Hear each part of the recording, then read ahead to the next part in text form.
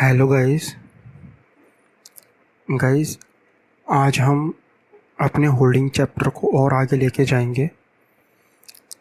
But उससे पहले guys, जो हम पिछले 2 लेक्चर में पढ़ चुके हैं, क्विकली उसका 2 मिनट रिवीजन कर लेते हैं।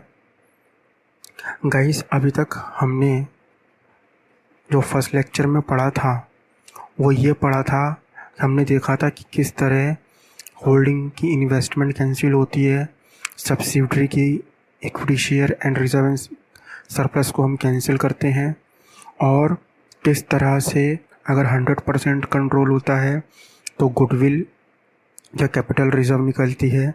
तीन तरह के हम इसमें वर्किंग नोट बना के चलते हैं।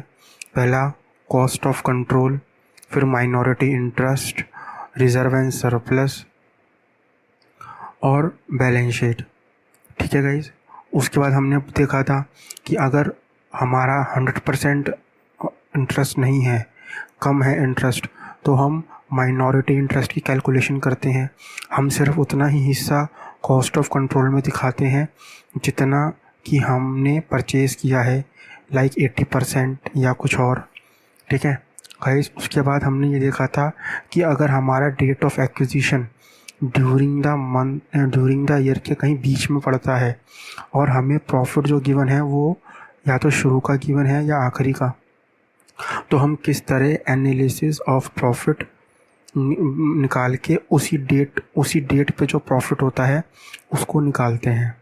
ठीक है गाइस। तो अभी तक हमने ये पढ़ा था अपने पीछे के बेसिक 2 लेक्चर्स में।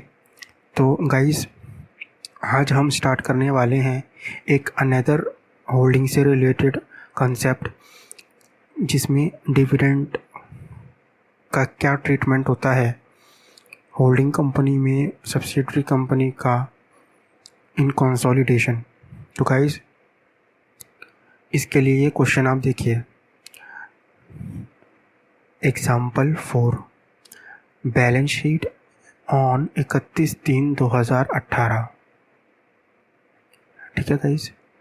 Equity share capital 1,80,000, reserve 50,000, 20,000, liability 50,000, fix assets 1,40,000, investment 70% 70,000, current assets 30,000, 1,10,000।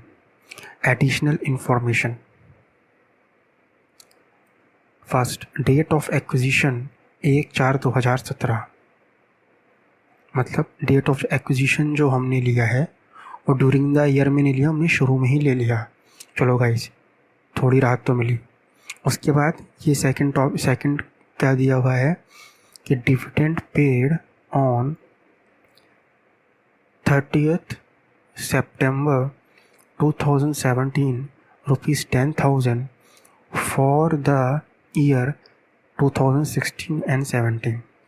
Guys, यही वो एडजस्टमेंट है जिसमें आज हम इस कॉन्सेप्ट की बात करेंगे, डिविडेंड की। उसके बाद ओपनिंग प्रॉफिट दिया हुआ है गाइज 15,000 रुपये का। Prepare consolidated balance sheet. ठीक है गाइज। तो गाइज, जैसे कि हमें पता है कि हमने सबसे पहले क्या करना है, ये इन्वेस्टमेंट है, इस इन्वेस्टमेंट को कैंसिल करना है, और जो सब्सिडरी है उसका ये कैंसिल हो जाएगा। ठीक है, फर्स्ट।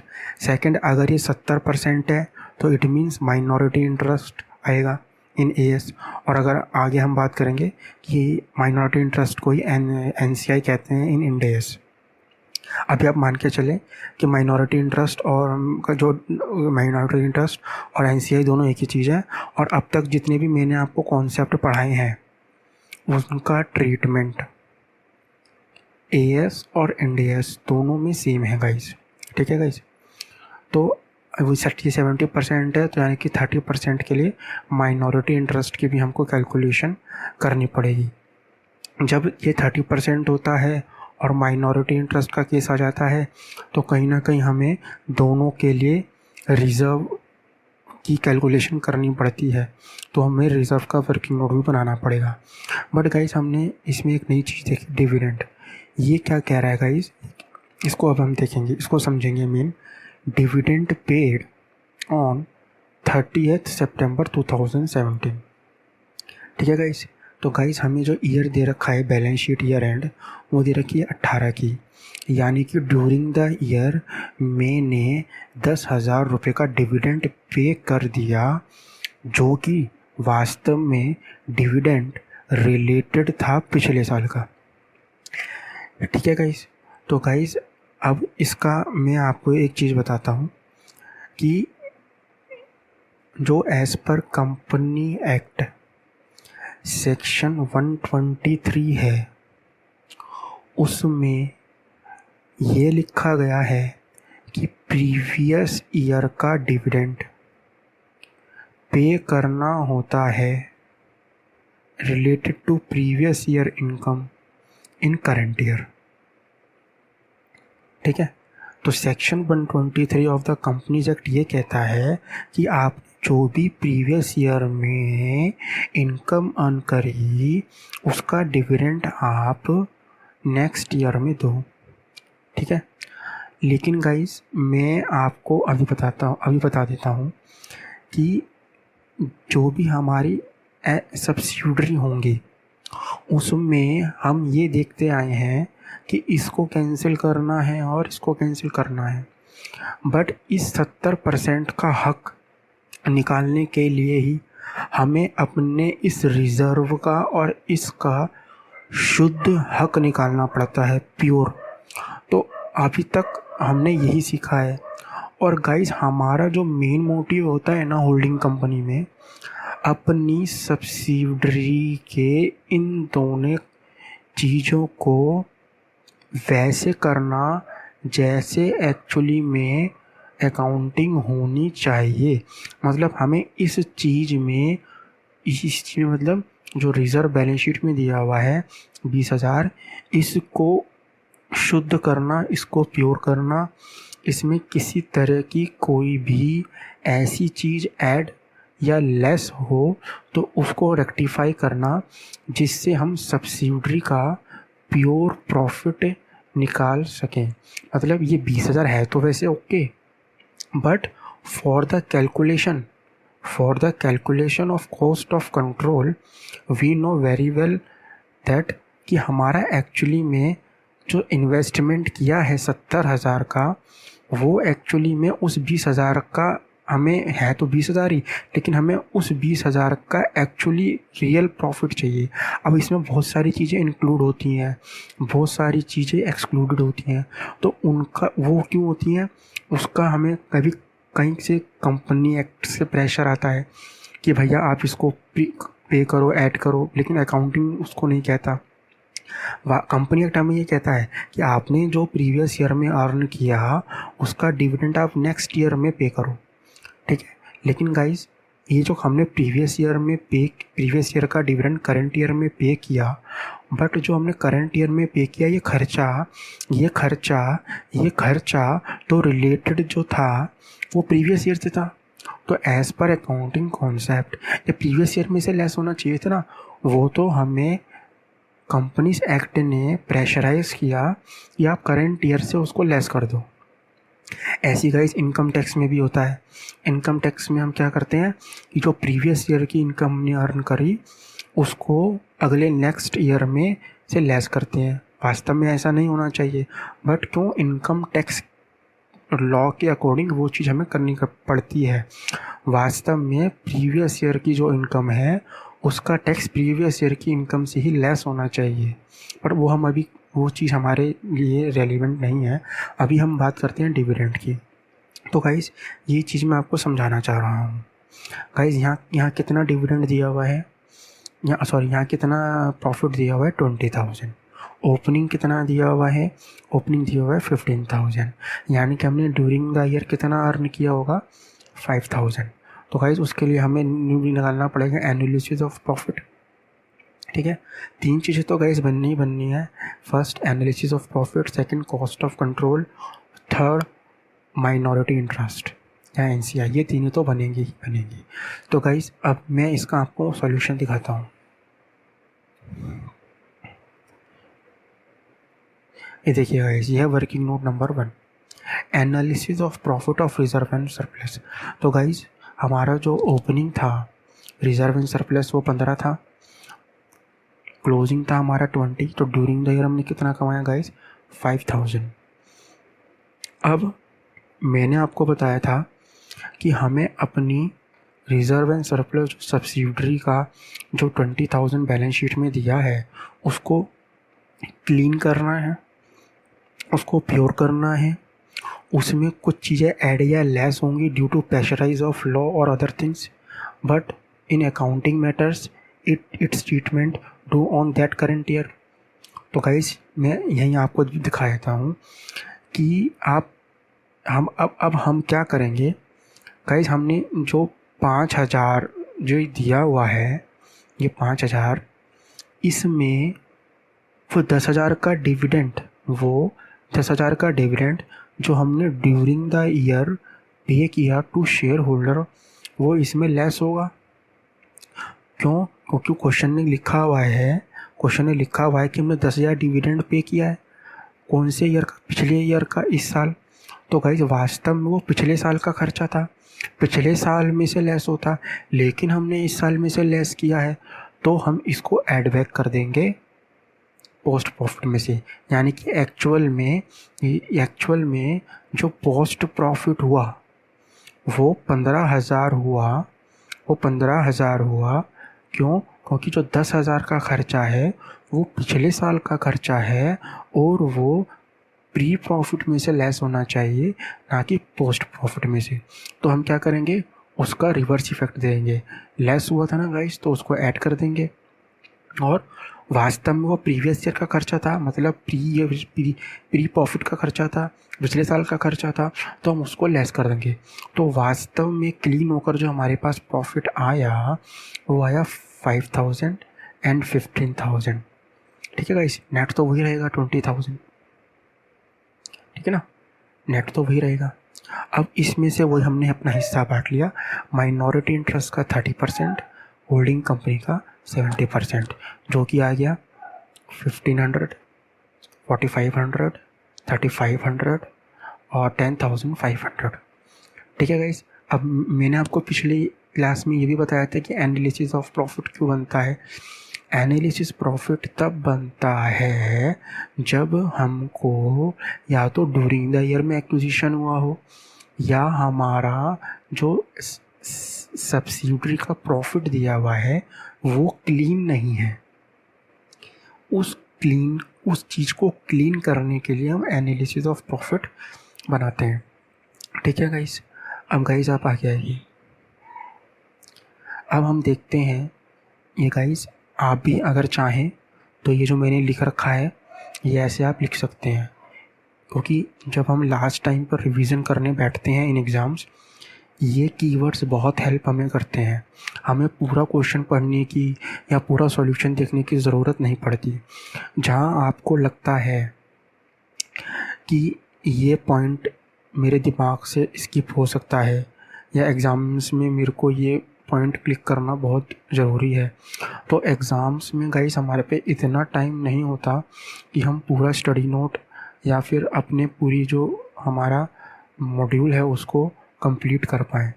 तो गाइस कुछ कीवर्ड्स अपनी नोटबुक में कहीं लिख के रखिए या किसी और पेन से लिखिए, जो at the time of examination just आप रीड करें और आपको कॉन्सेप्ट लिंक्ड हो जाए, आपको रिमाइंड हो जाए कि हाँ ये कॉन्सेप्ट जो था वो ऐसे था। तो कुछ को आप डिफरेंट पेन से नोट कर सकते हैं। ठीक है गाइस, अब देखो गाइस, कॉस्ट ऑफ कंट्रोल में क्या इफ़ेक्ट पड़ेगा। सबसे पहले बात हम ये समझते हैं कि कॉस्ट ऑफ कंट्रोल का पीछे का रिवीजन करते हैं कि कॉस्ट ऑफ कंट्रोल क्या है। कॉस्ट ऑफ कंट्रोल वो कंट्रोल है जो मैंने इन्वेस्टमेंट दे करके जो हक खरीदा वो हक मुझे महंगा पड़ा या सस्ता पड़ा। सस्ता पड़ा इट मीन्स कैपिटल रिजर्व, महंगा पड़ा इट मीन्स गुडविल। इस केस में आ रही है गुडविल, यानी कि अभी हम देखें तो मैंने 63,000 रुपये दे के 59,500 का राइट खरीदा। मतलब मैंने 59,500 वाली चीज़ के 63,000 रुपये दिए। इट मीन्स जो डिफरेंस मैंने दिया इट्स कॉल्ड गुडविल। वो जो मैंने 3500 रुपये एक्स्ट्रा दिए वो मैंने उस कंपनी को गुडविल के नाम के दिए। वास्तव में वो चीज़ थी 10 रुपये की। वास्तव में वो चीज़ कितनी की थी गाइस? 10 रुपये की। लेकिन मैंने उसके 12 रुपया पे किया, तो जो 2 रुपये पे किया वो 2 रुपये हो गया गाइस गुडविल। ये हम पहले डिस्कस कर चुके हैं।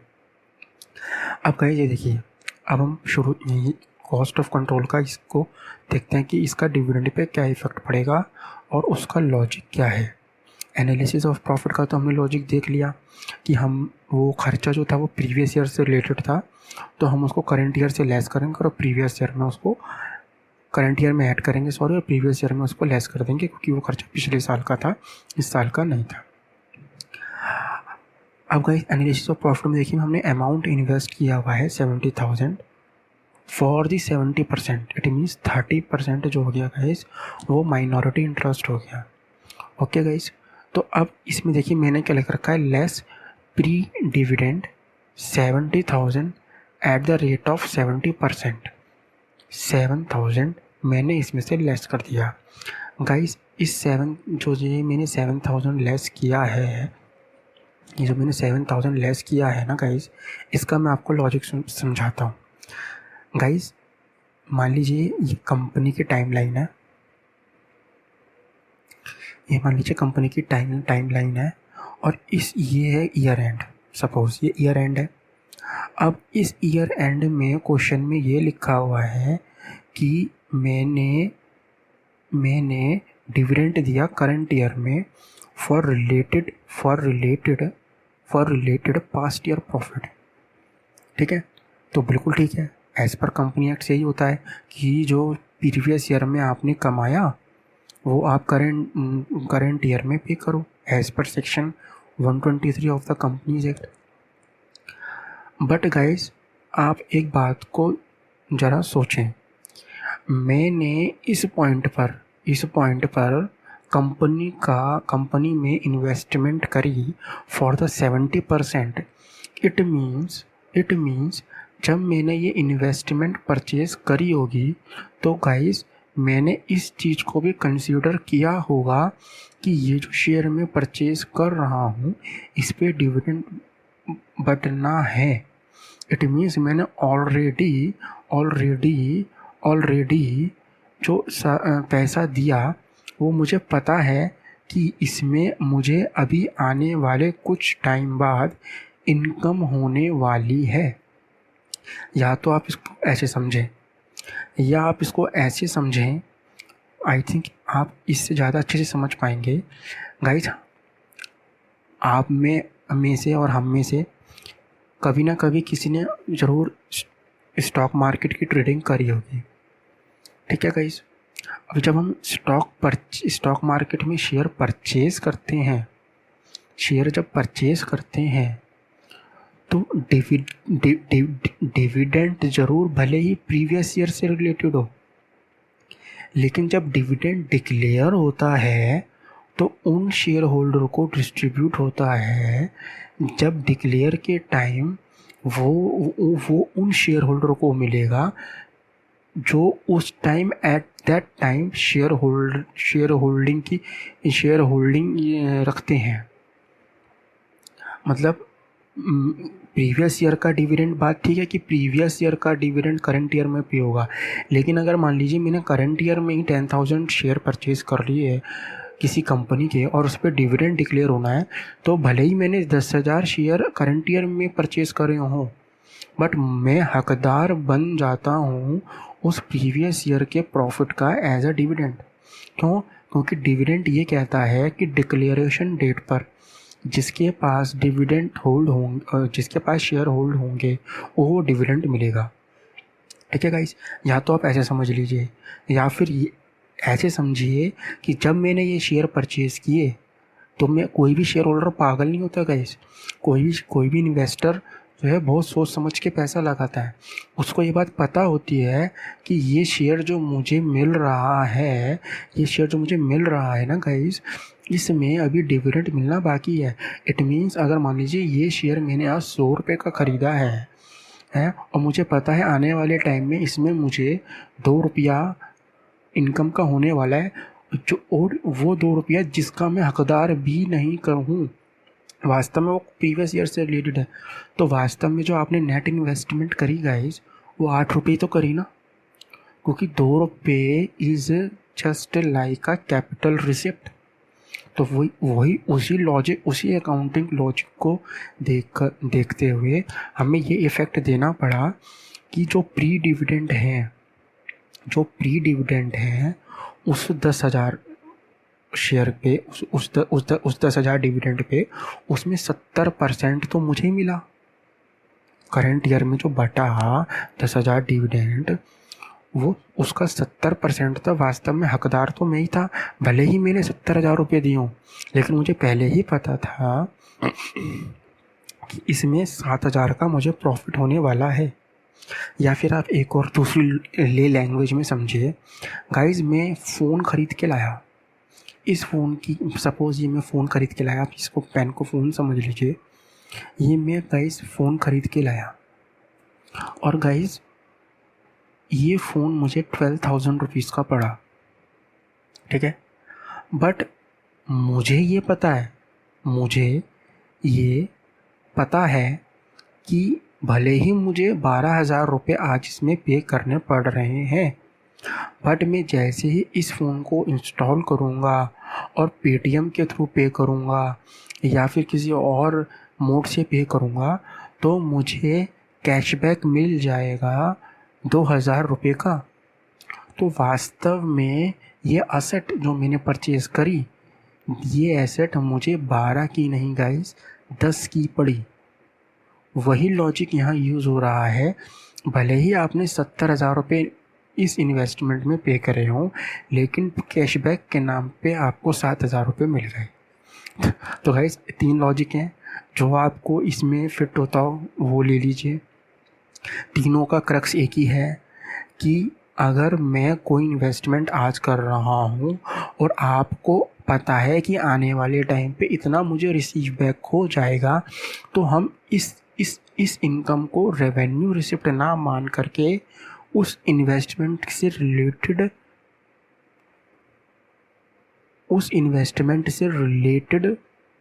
रिसिप्ट मानते हैं, कैपिटल रिसिप्ट मानते हैं और उसको उस इन्वेस्टमेंट में से लेस कर देते हैं। तो नेट इन्वेस्टमेंट ऐसे गाइस हमारे पास निकल कर आई 63,000। उसके बाद वही गाइस हमने वही किया कि 80,000 पर जो शेयर कैपिटल थी हमारी 70%, ठीक है गाइस मैं आपको दिखा दूँ, ये जो हमारे पास 80,000 थी ना, वही हमने उसका 70,000 ले लिया है गाइस, ठीक है।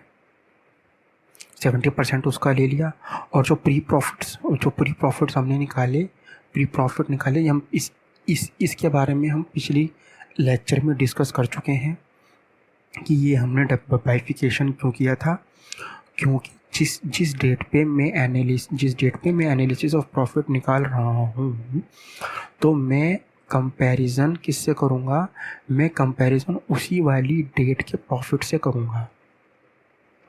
और उसमें जो 70% हिस्सा है, जो मैं ये दे रहा हूँ 70,000, ये 70% हिस्से के लिए तो दे रहा हूँ, तो जो प्रॉफिट पर हक मुझे मिलेगा वो भी तो 70% ही मिलेगा, तो प्रॉफिट को भी 70% पे लाना पड़ेगा। तो इसलिए हम प्री प्रॉफिट में माइनॉरिटी इंटरेस्ट और होल्डिंग का दोनों का अलग अलग निकाल लेते हैं, ताकि यहाँ की फिगर निकालने में हमें आसानी हो जाए। तो मुझे जो हक मिलेगा प्री प्रॉफिट पर 70,000 मैं पावर कितनी खरीद रहा हूँ 70 की, तो मेरे को प्रॉफिट भी 70 पे लाना पड़ेगा। तो उस 70 का जो हमने निकाला था ऊपर, ये रहा 3500 for the holding point of view, cost उसमें एनालिसिस ऑफ प्रॉफिट में। तो गाइज ऐसे हमारे पे आ गए गुडविल, ठीक है गाइज। अब आप यहाँ ये मत कंफ्यूज हो जाना कि ऊपर तो लेस कराया था, नीचे भी ऐड करा दिया, गाइस ऊपर जो हम ट्रीटमेंट दे रहे हैं वो अपनी सब्सिडरी के प्रॉफिट को क्लीन करने के लिए दे रहे हैं, लेकिन जो हम नीचे ट्रीटमेंट दे रहे हैं वो अपने 70% का नेचुरल हक पाने के लिए दे रहे हैं। ऐसी गाइस अगर मान लीजिए सपोज आपके मन में ये बात आए, चलो ये डिविडेंड जो है प्रीवियस ईयर से रिलेटेड है, अगर गाइस ये डिविडेंड मेरे को मिला होता आफ्टर द एक्विजिशन, मतलब मैं करंट ईयर का डिविडेंड करंट ईयर में ही पे कर रहा हूँ, मैं प्रीवियस ईयर का डिविडेंड प्रीवियस ईयर में ही पे कर रहा हूँ, मैं ऐसा कर नहीं रहा कि प्रीवियस ईयर का डिविडेंड करंट ईयर में पे कर, तो यहाँ कोई इफ़ेक्ट नहीं आने वाला।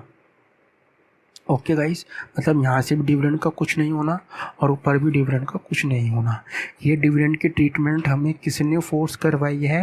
ये डिविडेंड की फोर्स हमें कंपनीज एक्ट ने करवाई है।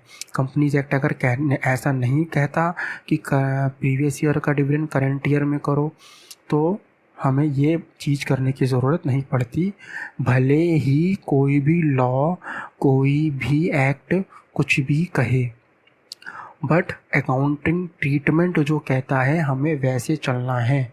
जैसे हम इनकम टैक्स में जो प्रॉफिट निकालते हैं पीजीबीपी में, उसमें बहुत सारी एडजस्टमेंट करते हैं, तो हम उसमें क्या करते हैं गाइस, हम उसमें आपको याद हो तो हम उसमें क्या करते हैं, हम उसमें करते हैं कि जो हमें profit and loss account questions में दे रखा होता है वो एज़ पर कंपनी से दे रखा होता है, लेकिन हम अपने अलाउंस डिसअलाउंस को जो भी पीजीबीपी के चैप्टर में दिए हैं उसके अकॉर्डिंग बिछा करके और फिर इनकम निकालते हैं। तो गाइस इसमें भी ऐसे ही है। कंपनीज अकाउंटिंग फाइनल अकाउंट्स ये कहते हैं कि आपको किसी भी एक्ट ने अगर कोई प्रेशराइज़ किया है आपकी प्रॉफिट को प्योर, इसका मतलब आपकी प्रॉफिट प्योर नहीं है, आप अपने उस प्रॉफिट को प्योर बनाइए। ये तो हमें फोर्स किया कंपनीज एक्ट ने। ठीक है गाइस, आई थिंक अब आपको इसमें कोई प्रॉब्लम नहीं होगी। ठीक है, रिजर्व में इसलिए इफेक्ट गया क्योंकि कंपनीज एक्ट कहता है, कॉस्ट ऑफ कंट्रोल में इसलिए गया क्योंकि ये कैपिटल रिसिप्ट है। ठीक है गाइस, तो गाइस इसी का वो हम आगे देखते हैं analysis of profit minority interest. Guys ये आप ऐसे ज़रूर लिखिएगा, ये बहुत हेल्पफुल हो जाते हैं एग्जामिनेशन टाइम पर और यही काम आते हैं। तो गाइस हमने कैलकुलेशन ऑफ माइनॉरिटी इंटरेस्ट बनाया, इक्विटी शेयर वही ले लिया 30% पे, अपने प्री और पोस्ट दोनों ले लिया। क्यों? क्योंकि मैंने आपको बताया था कि माइनॉरिटी इंटरेस्ट को हम बैलेंस शीट में अलग थलग डाल देते हैं और सारा कूड़ कबाड़ा माइनॉरिटी इंटरेस्ट का उसी में डाल देते हैं। तो वो जो जितना भी कूड़ कबाड़ा है वो सारा हमने इसमें डाल दिया। ठीक है गाइस, उसके बाद रिजर्व एंड सरप्लस हम बनाएंगे। तो रिजर्व एंड सरप्लस में आप देखो तो होल्डिंग कंपनी का रिजर्व पूरा का पूरा उठकर आ गया। जो रिजर्व का मैं हकदारी था वो एनालिसिस ऑफ प्रॉफिट में आप देखना तो वो 10,500 है गाइस, मैं दिखाया था देखो, ये रहा 10,500 वोट किया गया। अब ये 7,000 डिविडेंड का आप ये देखिए मैंने ये लेस क्यों किया गाइस, इसका लॉजिक मैं आपको समझाता हूँ। गाइस जब आपको डिविडेंड रिसीव हुआ होगा सब्सिडरी से, ठीक है ना गाइस, तो होल्डिंग ने क्या किया होगा, अगर मुझे मान लीजिए सब्सिडरी से कोई डिविडेंड रिसीव हुआ है तो होल्डिंग में मैंने उसका क्या किया होगा, मतलब होल्डिंग कंपनी ने उसका क्या किया होगा, डायरेक्टली उसको इनडायरेक्ट इनकम उसमें प्रॉफिट एंड लॉस अकाउंट में दिखा दिया होगा कि भैया इन्वेस्टमेंट करी है, इन्वेस्टमेंट से रिलेटेड जो है हमारे पास इनकम आई है या अदर इनकम है हमारी, यही किया होगा।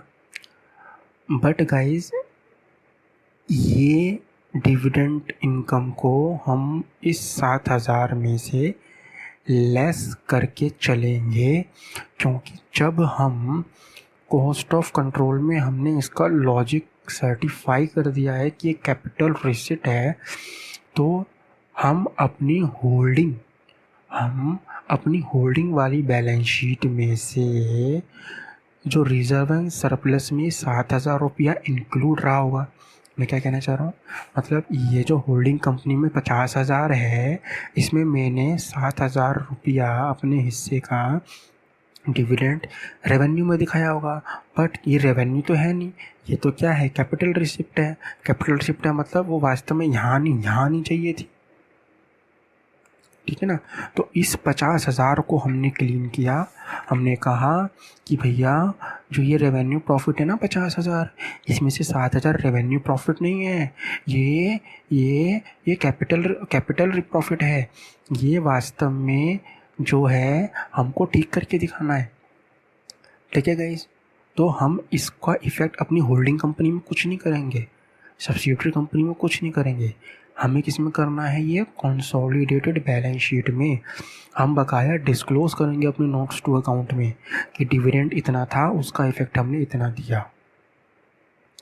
ओके गाइस, उसके बाद हम बैलेंस शीट पे आते हैं guys.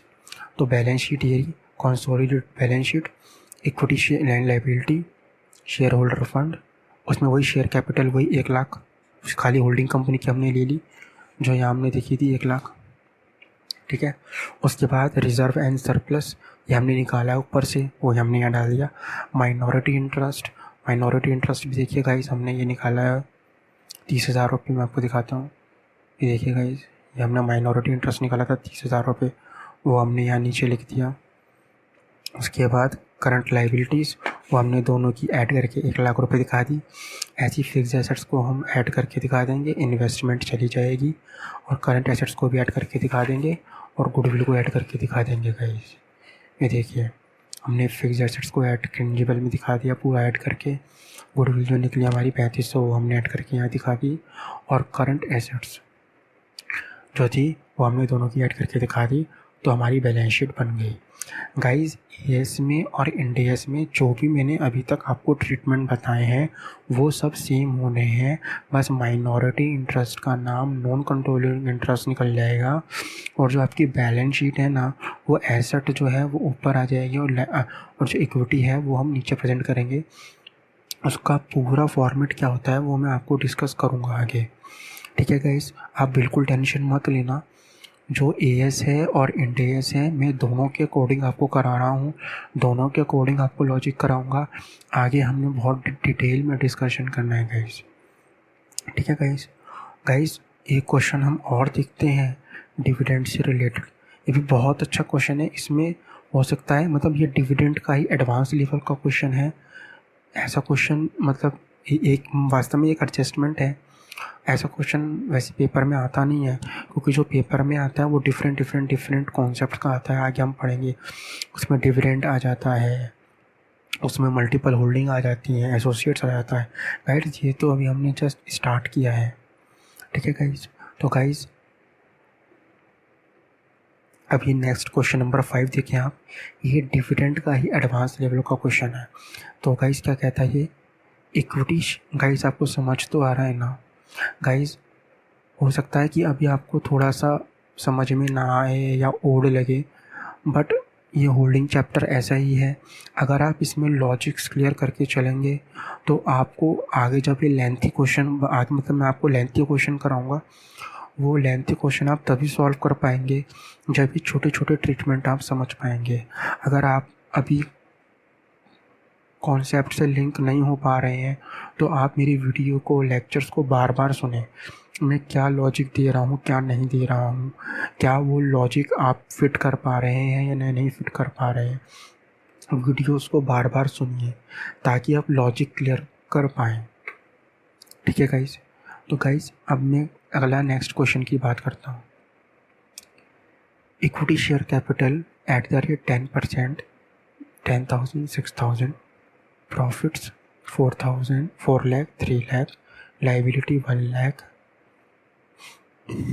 1 lakh, fix assets 10 lakh, 8 lakh, investment 60%, 4 lakh, current assets 1 lakh, 2 lakh, additional information.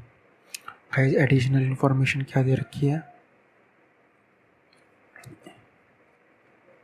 एक minute guys, additional information date of acquisition 1/10/2015, profit on 1/4/2015 1,50,000। अब देखिए गाइस, ये देखिए guys, dividend eight the rate 10% paid in each year for previous year. क्या मतलब हुआ गाइस इसका? वही मतलब हुआ कि मैं जो प्रीवियस ईयर का डिविडेंड है वो करंट ईयर में देता हूँ, यानी कि 2015-16, 16-17 एंड 17-18। ठीक है गाइस, उसने फिर क्वेश्चन ने मांगा है कि आप इसको कंसोलिडेशन करो, कंसोलिडेटेड बैलेंस शीट बनाओ। तो गाइस आप ना इस 3 चीज़ों को नोट कर लें। अभी बैलेंस शीट दी हुई है 31/3/2018 की,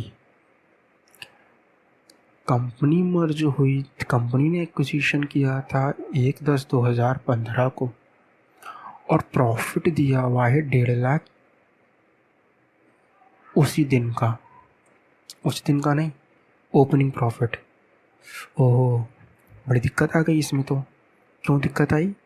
बैलेंस शीट दी हुई है आगे पता नहीं 3-4 साल पुरानी, यानी कि ये 4 लाख और 3 लाख में हमें जो डिविडेंड का करंट ईयर का प्रीवियस ईयर, करंट ईयर का प्रीवियस ईयर, करंट ईयर का प्रीवियस ईयर, ये हमको 3 बार करना पड़ेगा। 3 बार करना पड़ेगा। क्यों?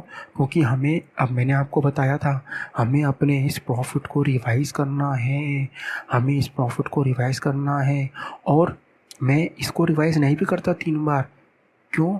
क्योंकि अगर मान लो ये 1/4/2015 का ना दे करके मुझे 1/4/2017 का दे देते और यहाँ 1/10/2017 कर देते तो मेरे लिए इजी हो जाता। लेकिन इन्होंने दिक्कत क्या कर दी? दिक्कत ये कर दी कि मुझे प्रॉफिट वो जो दिया है ना, वो भी 1/4/2015 का दे दिया। मतलब मैं जब एनालिसिस ऑफ प्रॉफिट बनाऊंगा तो मैं ओपनिंग प्रॉफिट तो ये रखूँगा, क्लोजिंग प्रॉफिट ये रखूँगा, और 15 से लेकर के 18 तक के बीच में जो भी डिविडेंड की भसड़बाजी हुई होगी, मैं आपको ले लैंग्वेज में समझा रहा हूँ गाइस, इसी में जल्दी समझ में आता है, जो भी उल्टे सीधी घपड़ पपड़ हुई होगी उसको हम ठीक करेंगे, अपने प्रॉफिट को प्योर करेंगे। ठीक है गाइस, तो अब आप आओ इसका सॉल्यूशन देखो गाइस। ये गाइस छोड़ दो आप, ये आपको इसी से समझ में आ जाएगा। Analysis of profit, analysis of profit, ये गाइस मैं कब बना रहा हूँ एनालिसिस ऑफ प्रॉफिट? ये गाइस मुझे कब का दिया हुआ है? मुझे ओपनिंग बैलेंस दिया हुआ है 1/4/2015, यानी कि मेरा जो प्री प्रॉफिट हो गया वो 1.5 लाख 1/4/2015 को हो गया, और पोस्ट प्रॉफिट मेरा मतलब ड्यूरिंग द ईयर का हो गया, जितने भी साल हो गए, और टोटल मैंने यहाँ लिख दिया। अब मैंने आपको ये बताया हुआ है कि प्री प्रॉफिट होते हैं जो डेट ऑफ एक्विजिशन के पहले के होते हैं, बट इसमें जो एक्विजिशन हुआ है वो ड्यूरिंग द ईयर हुआ है। तो मैं क्या करूँगा, मेरे को निकालना कब का है गाइस? वास्तव में मुझे जो अपना प्रॉफिट चाहिए वो 1/10/2015 को चाहिए, यानी कि 1/10/2015 को रिजर्व एंड सरप्लस क्या बोलता है सब्सिडरी का, मुझे वो चाहिए। तो यानी कि मैं इस 3 लाख को खींच के लाऊंगा 1/10/2015 पे। वो कैसे लाऊंगा आप ये देखें। Dividend 1, dividend 2, dividend 3। Guys dividend 1 कौन सा हो गया? 15/16, यानी कि 15/16 में जो मैंने पे किया, यानी कि 1 मिनट पहले तो आप ये देख लो कि मेरे को कौन से 3 साल मैंने डिविडेंड पे किया। 15/16 का, 14-15 का रिलेटेड है 15/16 में। अच्छा 1 मिनट, हम उल्टी कैलकुलेशन करते हैं। पहले हम ये देखते हैं कि 1/4/2017 से 31/3/2018 के बीच में मैं अपने इस 3 लाख में से वो डिविडेंड लेस करूँगा जो कि प्रीवियस ईयर का करंट ईयर में पे किया होगा। और वो कौन सा है गाइस? 17-18 का। 17-18 में मैंने ये पे किया ना, ठीक है, अब 17 का हो गया। फिर 1 साल और पीछे आऊँगा, पिछले साल हमने कितना पे किया है, फिर हमने ये 16-17 में भी पे किया है। फिर मैं आऊँगा 15-16 में, 15-16 में भी पे किया है। तो पहले तो मैं करंट ईयर का प्रीवियस ईयर में, करंट ईयर का प्रीवियस ईयर में, करंट ईयर का प्रीवियस ईयर में हुआ है उल्टा सीधा, वो सारे के सारे इसमें क्या होंगे गाइस, इस 3 लाख में क्या होंगे गाइस, इस 3 लाख में क्या होंगे गाइस, लेस होंगे। तो मैं ये पहले जितना भी 10% डिविडेंड पेड किया है उसको मैं वापस से ऐड कर दूंगा, तो ये मेरा टोटल प्रॉफिट आ जाएगा। ठीक है गाइस, अब वास्तव में मुझे चाहिए 1/10/2015 का, ठीक है, और मुझे ओपनिंग प्रॉफिट कितना दिया हुआ है, 1.5 लाख 1/4/15 का। तो मेरा प्री पीरियड कितना हो गया, प्री पीरियड कितना हो गया, 4 5 6 7 8 9, 4 5 6 7 8 9, 6 महीने का हो गया मेरा प्री पीरियड, हो गया 6 महीने का। ठीक है, और पोस्ट पीरियड कितना हो गया, पोस्ट पीरियड मतलब जो मुझे यहाँ तक लेके जाएगा, यहाँ तक पीछे तक लेके जाएगा, वो हो गया 3 साल। 15-16, 16-17, 17-18, यहाँ से 15 से चालू करेंगे ना, जो हमें ओपनिंग प्रॉफिट दिया हुआ है वहाँ से पोस्ट पीरियड कितना हो गया। ठीक है गाइस, तो अब हम करना क्या है, हमें प्रॉफिट चाहिए इस डेट को, 1/10/2015 को, और प्री पीरियड कितना है, इतना, तो कितने हो गए, 6 महीने। तो यानी कि मैं अपने इस वाले पोस्ट प्रॉफिट में से 6 महीना ये कहूँगा कि भैया इसमें से जो 6 महीने का जो प्रॉफिट है वो प्री है। ये 6, मैंने आपको ये तो समझाया था कि जब ड्यूरिंग द ईयर हम कोई भी एन एक्विजिशन करते हैं तो हम क्या करते हैं, जो प्री ईयर का प्रॉफिट होता है, प्री पीरियड का, उसको पोस्ट ईयर में से लेस कर देते हैं। तो वही हमने किया है, हमारे पास टोटल प्रॉफिट आया ये डिविडेंड की एडजस्टमेंट करने के बाद, तो हमने 55,000 रुपया 6/36 किसका, 3,30,000 का करके यहाँ से लेस कर दिया और यहाँ पे ऐड कर दिया। ये आपको समझ में आ गया होगा। इसके लिए हम पहले भी डिस्कशन कर चुके हैं कि जब भी ड्यूरिंग द ईयर हम N acquisition of profit acquisition करते हैं, इन्वेस्टमेंट करते हैं, तो हमें प्री और पोस्ट प्रॉफिट निकालने पड़ते हैं। प्री प्रॉफिट्स वो प्रॉफिट होते हैं जो एक्विजिशन की डेट के पहले के होते हैं, तो हम पोस्ट प्रॉफिट में से पीछे वाले हिस्से में से वो हिस्सा निकाल देते हैं उन 6 महीनों का जो प्री पीरियड का होता है। वो क्यों निकालते हैं, ताकि हमें उस डेट पर एक्चुअल में जो प्रॉफिट है वो मिल जाए। तो अब ये मान के चलिए आप, प्री प्रॉफिट हो गया ये, पोस्ट प्रॉफिट हो गया या आफ्टर टाइम एडजस्टमेंट। यानी कि अगर मैं ये कहूँ कि 1/10/2015 को प्री प्रॉफिट इतने थे और पोस्ट प्रॉफिट इतने थे, प्री प्रॉफिट इतने थे और पोस्ट प्रॉफिट इतने थे। अब गाइस इसमें से आप डिविडेंड वो एक्चुअल वाला पे कर दो, यानी कि करंट ईयर का करंट ईयर में माइनस होगा, प्रीवियस ईयर का प्रीवियस ईयर में। चलो गाइस स्टार्ट करते हैं। गाइस मैंने 60,000 दिया था, देखिए ये मैंने 15-16 का किससे रिलेटेड था, 14-15 से रिलेटेड था। ठीक है ना, क्या 14-15 का मैं दे सकता हूँ पूरा का पूरा प्री में, हाँ मैं दे सकता हूँ। तो मैं पूरा का पूरा 60 लेस कर दिया। अब 14-15 में आया, अब ये में आ गया 16-17 में, बट 16-17 का प्रीवियस ईयर क्या हो गया, 15-16। तो 15-16, लेकिन 15-16 तो मेरा डेट ऑफ एक्विजिशन हुआ था, उसको मंथ में बांटो, 15-16 में 6 महीनों में बांटो, तो वो जो 60 है वो 6 महीने में बढ़ जाएगा। ये देखो भाई 6 महीने में बढ़ जाएगा। और उसके बाद हमने यहाँ देखा था 17-18 यानी कि प्रीवियस ईयर हो गया इसका कहीं 16-17। तो 16-17 तो मतलब मेरी डेट ऑफ एक्विजिशन के बाद का हो गया, यानी कि पोस्ट हो गया, तो मैं उसको लास्ट वाले में से लेस कर दूँगा। तो ऐसे हमारे पे ये फिगर आ जाएंगी। ठीक है गाइस, और उसके बाद मैं वही इसका माइनॉरिटी इंटरेस्ट निकाल लूँगा गाइस।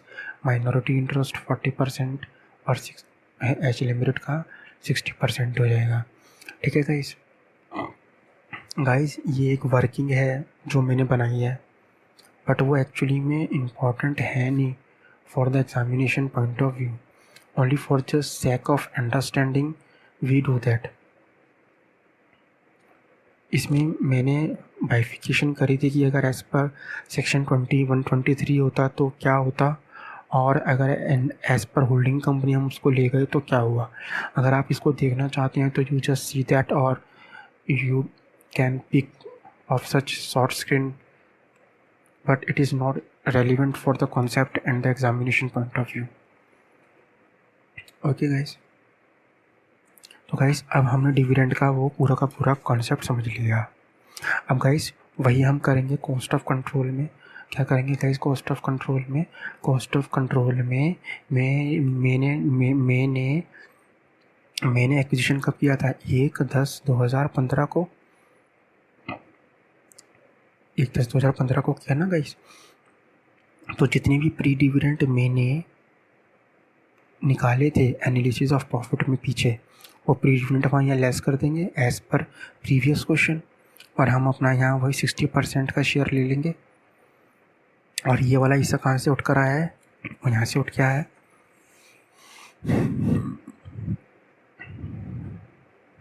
ठीक है, और ये जो हमने लेस किया है वो प्री पीरियड में जो भी प्री पीरियड था उसका 60 और 30 से प्री पीरियड से रिलेटेड है, तो वही हमने लेस किया है।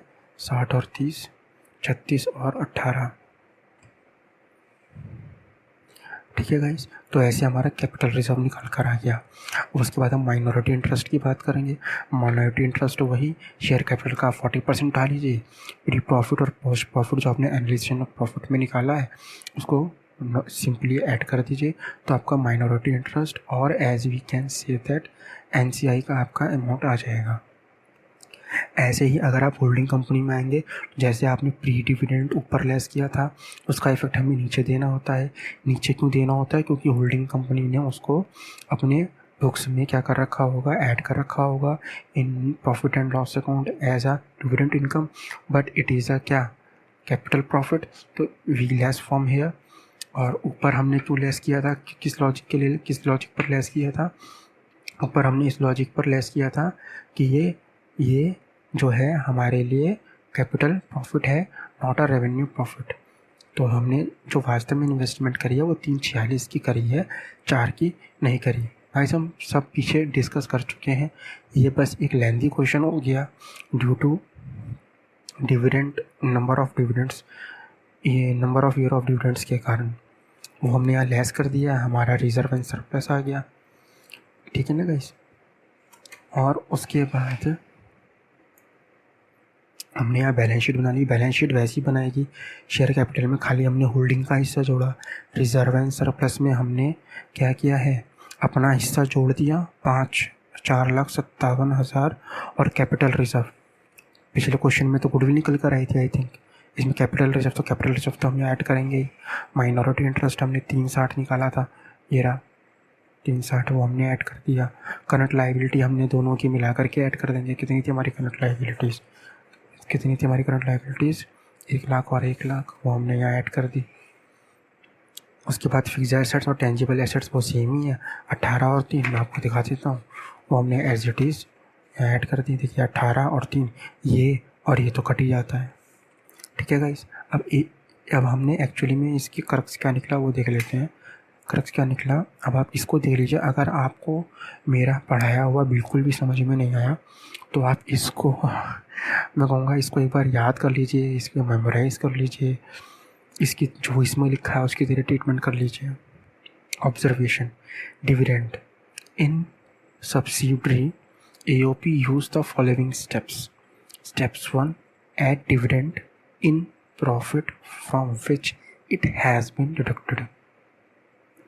यानी कि मैंने करंट ईयर में क्या किया था उसको लेस, उसको मैं क्या कर दूंगा, ऐड। अप्लाई टाइम एडजस्टमेंट, मतलब पहले डिविडेंड का करंट ईयर का और प्रीवियस ईयर का AOP में आप इफेक्ट देंगे। After that time adjustment apply करेंगे कौन सी, अगर ड्यूरिंग द ईयर एक्विजिशन हुआ है तो उस केस में जो हमने 6 महीना और 10 महीने की कैलकुलेशन पीछे करी थी वो वाली, और डिडक्ट जो है वो करंट ईयर का करंट ईयर में, प्रीवियस ईयर का प्रीवियस ईयर में, जो भी होना चाहिए था एक्चुअल में लेस जो होना चाहिए था उस ईयर का, उस ईयर में किया स्टेप 3। उसके बाद गाइस आप नीचे आएँ तो ये देखिए source of dividend under section 23, profit of the year for which dividend is paid move backward, the means preference 1, profit of the year, profit of the previous year and years, मतलब वही previous year का वही previous year का profit जो हम current year में पे करते हैं उसकी एडजस्टमेंट हमने देनी है। उसके बाद treatment of books of accounts of holding must rectify dividend जो हम कर चुके हैं in holding books if following conditions are satisfy, dividend paid in subsidy out of the pre profits of which profits, हमारे एक्विजिशन डेट से अगर कोई profit पहले का डिक्लेयर हो रहा है तो वो प्री डिविडेंड हमारे लिए आएगा और उसको हम अपने इन्वेस्टमेंट में से लेस करेंगे ना कॉस्ट ऑफ कंट्रोल। वही यहाँ लिखा है dividend paid by the subsidiary out of pre profits, dividend receive by holding, तो होल्डिंग ने जो डिविडेंड रिसीव किया उसको प्रॉफिट एंड लॉस अकाउंट में दिखाया उसने, उसका हमने क्या इफेक्ट दिया, रिजर्व एंड सरप्लस में से उसको लेस किया। ठीक है। उसके बाद condition 3, holding company has transfer such dividend to profit and loss account in question, if question is silent it is assume that holding company has transfer dividend to the profit and loss account. It means देखो guys dividend के दो तरीके हो सकते हैं, अलग अलग company अलग अलग तरीके से सोचती है कि जब दो तरह के डिविडेंड होते हैं गाइस मैं आपको समझाता हूँ।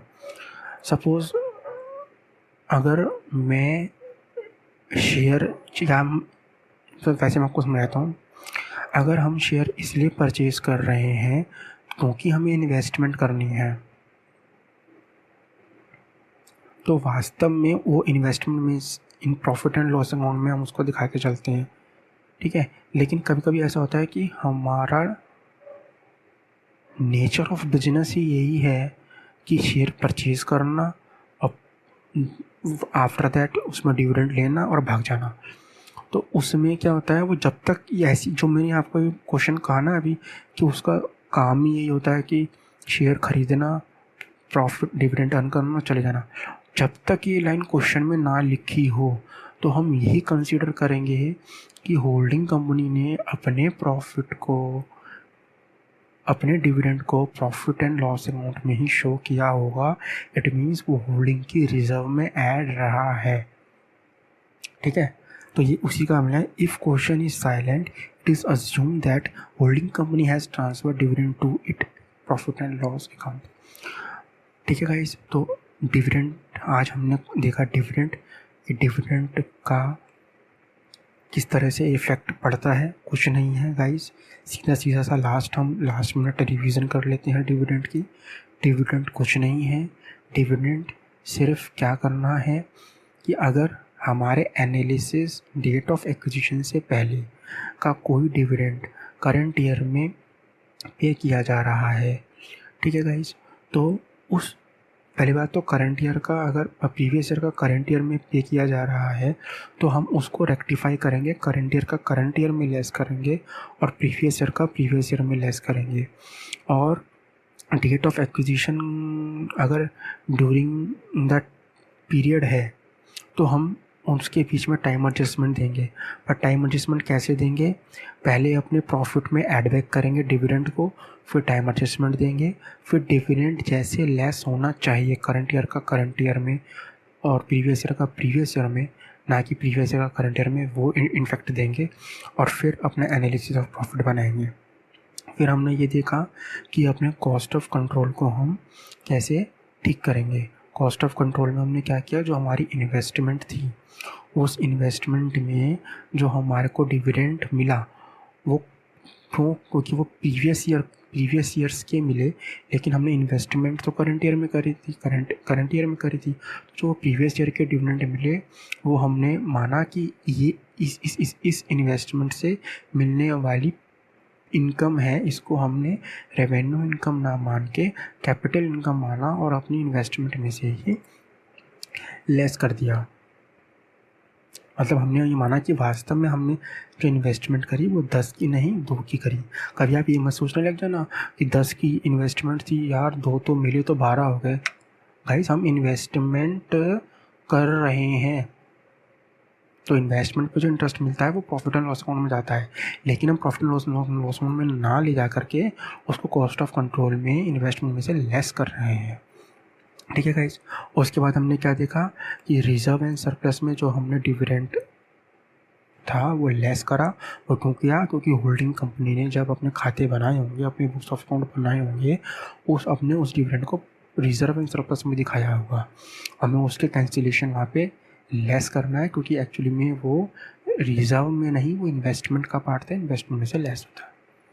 ठीक है गाइस, आज के लिए इतना ही। Thank you guys.